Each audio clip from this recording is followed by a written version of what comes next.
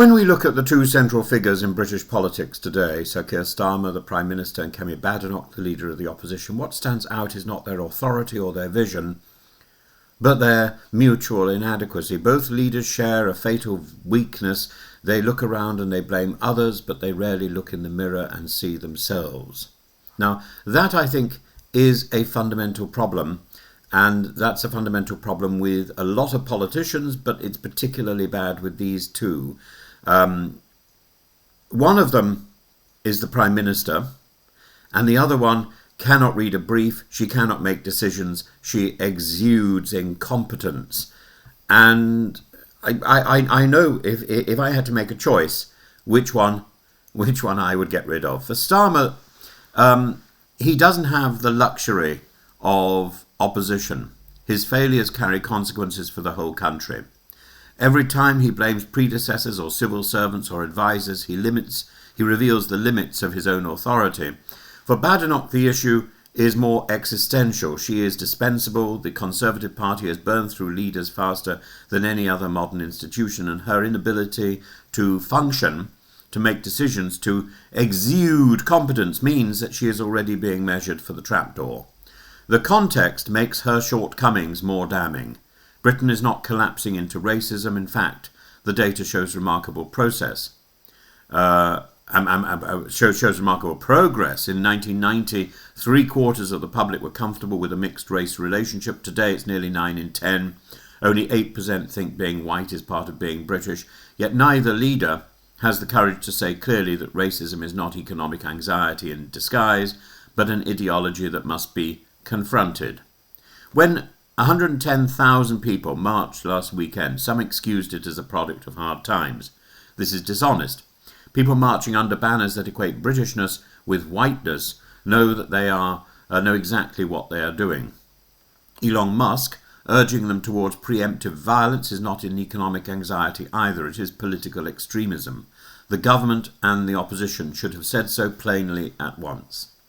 Instead, Starmer delayed, equivocating until public pressure forced him to condemn not just the violence but the arguments behind it. Badenoch was worse. She tolerated colleagues who flirt with neo-Nazi sympathisers. She recognises racist tropes when they come from the left, but when they come from Musk, she is silent. That silence speaks volumes. The tragedy is that Britain once had leaders willing to act. Ted Heath sacked Enoch Powell in 1968, despite 70% public support for Powell's views. Harold Wilson called Powellism a virus. Both left and right played their part in defeating racism. Today's leaders duck responsibility.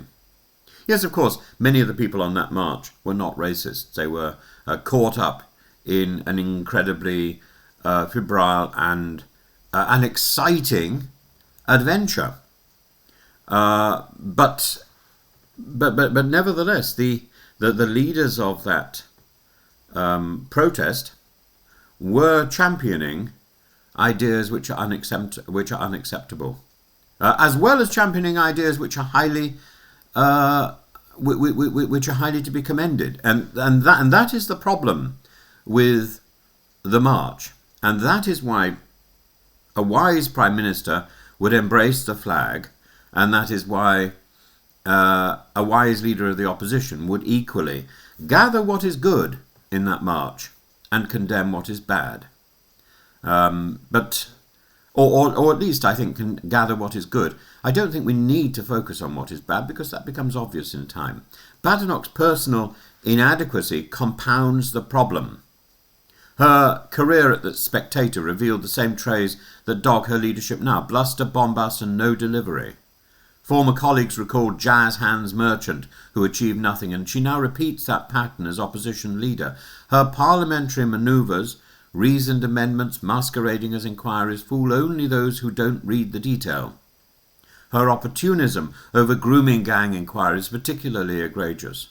She had the ministerial brief for years and she did nothing, and now she seeks headlines and fundraising clicks on Facebook on the back of Tommy Robinson's excellent support.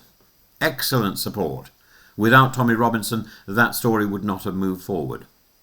And meanwhile, Starmer, secure in office, acts as if spin is enough. He claims credit For falls in migration brought about by Conservative policy, he misrepresents economic data and presents himself as a steady hand while his own government is unravelling under the weight of resignations and scandals.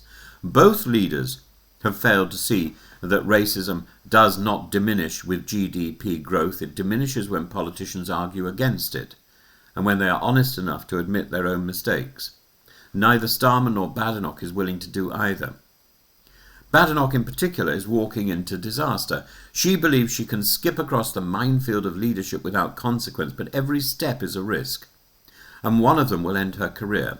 Starmer, for his part, risks dragging his entire government into the crater of his own complacency. The choice is bleak. A prime minister unable to act decisively and an opposition leader unable to function, both inadequate in different degrees, both evasive in different ways, and Britain is desperate for honesty, clarity and courage, and it's left with neither.